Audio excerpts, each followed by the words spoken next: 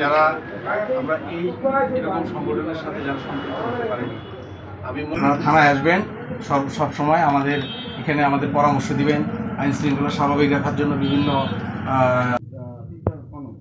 এটা ছিল। পাশাপাশি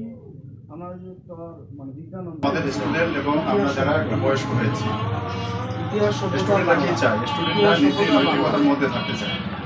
তারা সামান্যতম যদি দেখে সেখানে একটু দুর্নীতির স্পর্শ পায়, তখন তাদের এই কচি কোমল মনটা নষ্ট হয়ে যায়। আমরা যারা মুরব্বী, তারা সাধারণ সম্পাদক আশিকুজ্জামান আশা এবং এখানে উপস্থিত ছোট ভাই জাকির, কুড়িগ্রাম সরকারি কলেজের অধ্যক্ষ। কোরআনে নবীকে কথা ঘোষণা করে দিয়েছেন, হকুল্লাহু হকুল ওয়ালিদাইন ওয়ান নাস।